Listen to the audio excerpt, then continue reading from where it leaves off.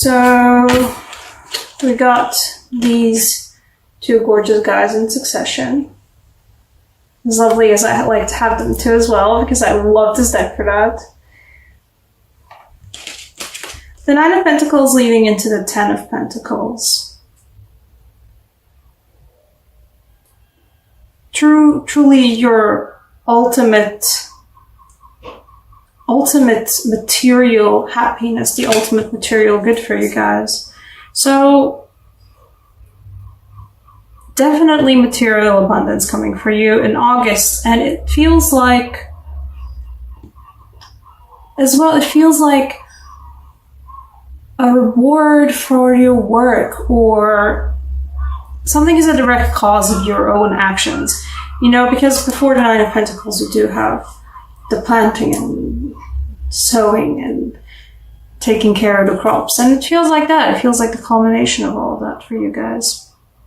Whatever it is that you've been tending to for yourself, for your business, it's bearing the full fruit. And I mean just in time. It is August.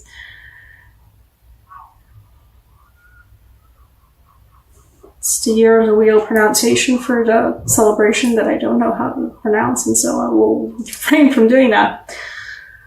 In the meantime, though, there is a lot of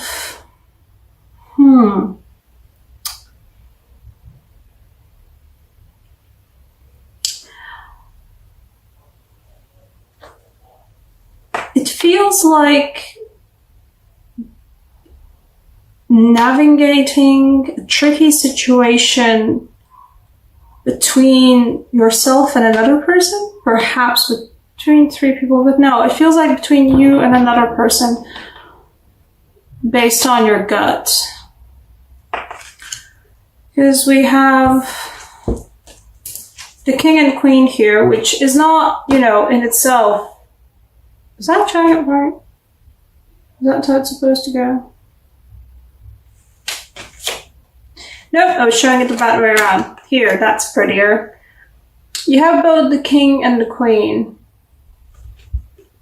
getting killed, killing the large bad bird, freeing the butterflies.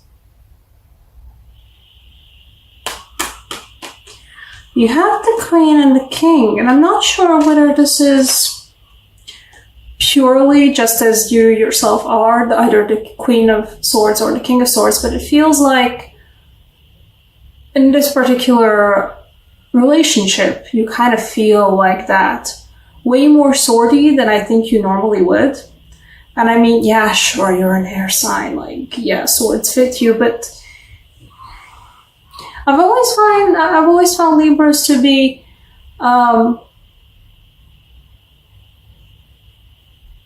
not nearly as acute and, let's say, even cruel about their swords or air or the cutting aspect of it as I'd say a lot of Aquariuses are, and I'm just speaking as an Aquarius myself. I am dissing my own sign here, so it's chill. Reading myself. But we do have the Queen of Swords, the King of Swords. These guys, the Five of Wands, and the Eight of Swords. And then at the very end, this is the last card I pulled out, the only major arcana that I have for you this month so far. The High Priestess. It feels like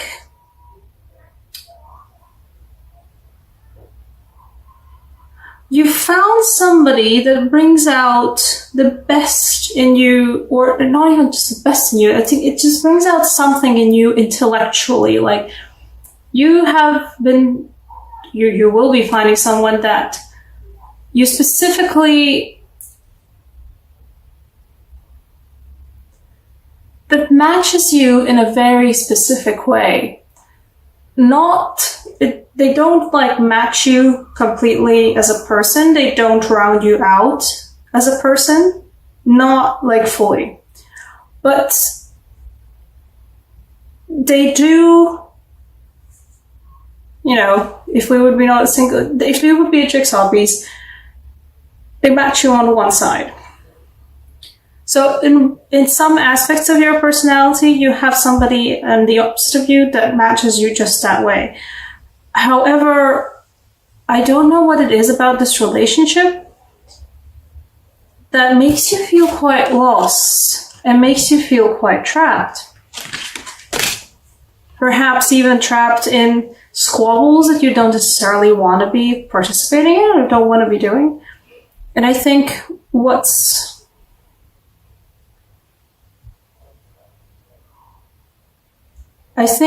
August will be making you do is becoming the high priestess. Perhaps juggling a bit as well with this. Figuring out what the ins and outs of this relationship, figuring out why does the person that you are matching with in this way, why do they prompt such a reaction from you in the very specific way that they do prompt a reaction from you? And possibly it is connected. This is supposed to be the bread and the butter, family walking off into the distance card. But I don't see it though. If it is connected though, I think for some of you, this might be connected in that way where you have the marriage, for example, you have the marriage date set.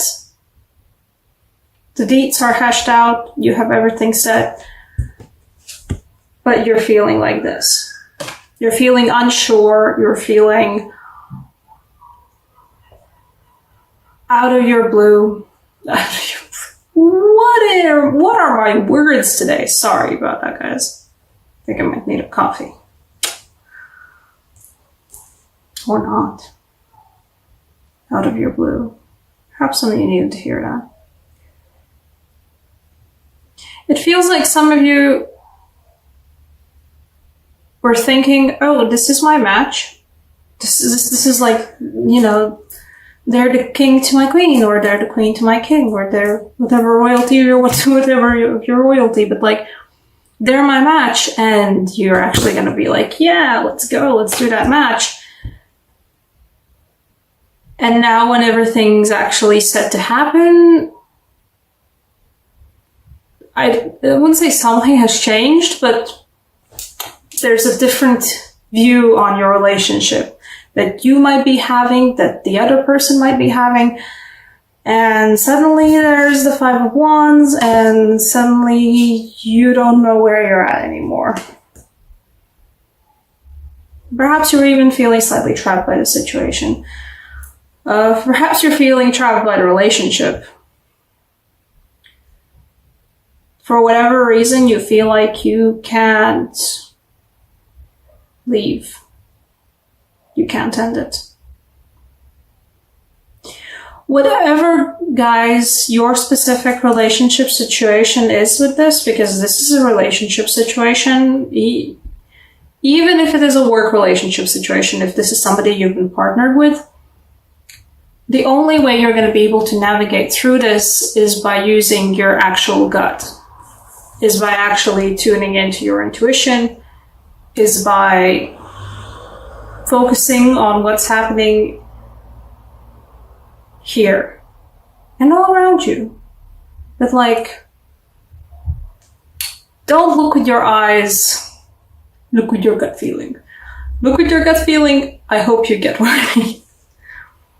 I'm also a chaotic ass reader. That's just who I am.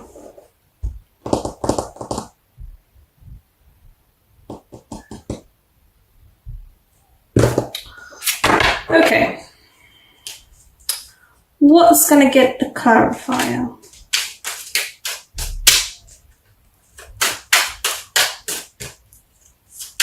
The king and queen.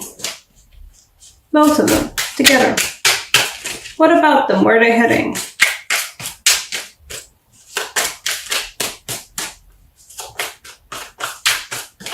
Is there a rhyme or reason to my particular reading style? No! We here reading from our hearts. Reading from the vibes. Oh, hello. Okay.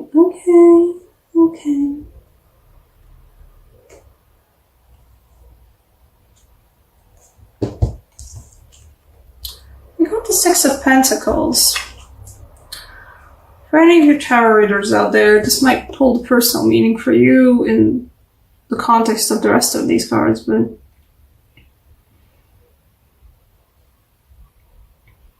what it feels like to me is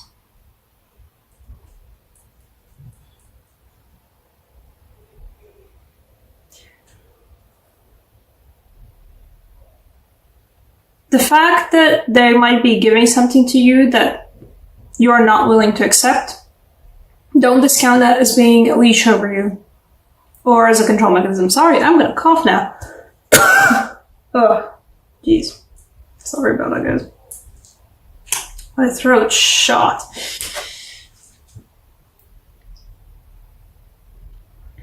Yeah, the fact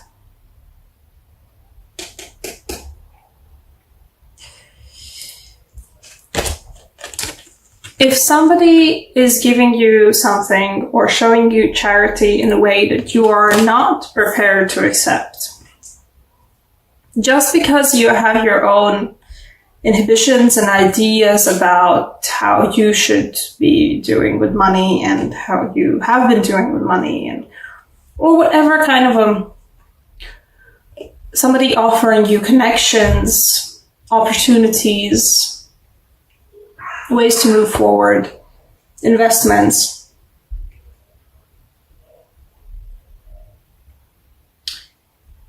I think a lot of you guys have feeling that, and it not even just in the context of this particular relationship, of this situation, but overall, just because somebody is freely offering you something, some money, some opportunities, even the world.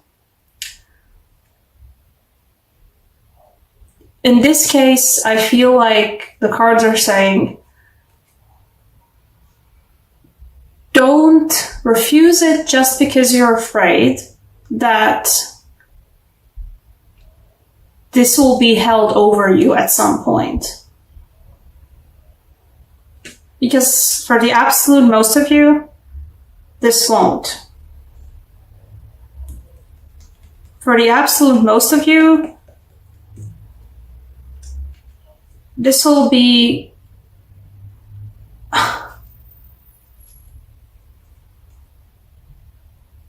mostly a learning moment, to be honest. I'm not saying, not discounting the fact, because like Six of Pentacles is still nice, like yay, Six of Pentacles. No, that's also nice, but I feel like for a lot of you guys, this will be a learning moment in just accepting, letting yourself accept help, letting yourself accept even just gifts or casual kindness from others, or not even just casual kindness, but just like, I think you're a really cool person and I would like to give you this opportunity, or I would like to buy you this thing, or here's a gift outside of like any typical gift giving holidays. Here's just a gift. I think you would like this thing. It's okay to accept. It's good to accept. Learn to accept these things. I feel like otherwise, if you don't, this feels like one of those lessons. I'm not saying like, lesson from the universe. If you don't learn it, then, get fucked. No. This feels like if you take a moment, for yourself and figure this out and make like sure that you're okay with this, and then, take this lesson to heart. Afterwards, I feel like in September, October, later, this will make a bigger gift easier to accept. It feels like there's something bigger, a bigger Six of Pentacles happening later after this, where learn to accept just small things now, because afterwards there will be something bigger coming, and boy, it'd be great that you by then have already thought, you know what, it's okay to just accept other people's offers to me, other people's gifts to me. What do I want to take for your oracle card? No, I was thinking about them before, so I'm going to take them now. So, Angelarium, Oracle of Divination. Angelariums probably say it in all the wrong ways. Curses. Something, something. English not first language, something, something. Okay. Oh, okay, you want to be out too? Huh, okay. Well, so the Angel of Divination, that's just toe-and-toe with that High Priestess. And then also Angel of Memory, which the Six of Pentacles is not exactly Six of Cups, but it's kind of giving me, it's calling back to the Six of Cups, and you have the Angel of Memory.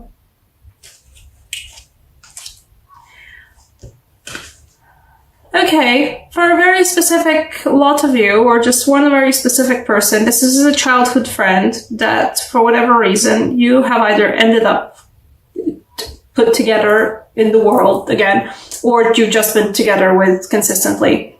And whatever kind of relationship you've been engaging recently, you've been close.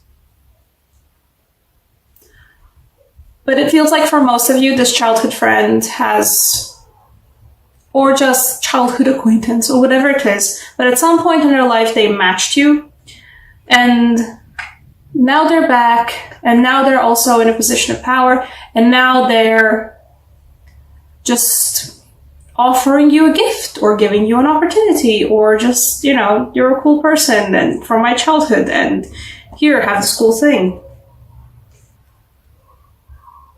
Don't be jaded about it, you know? Don't be jaded about it. You don't need this. Like, you can have this, or who wants? You can have this. You can have it all. Just don't be jaded about whatever is offered to you. And you know, push comes to shove. High Priestess, Angel of Divination it.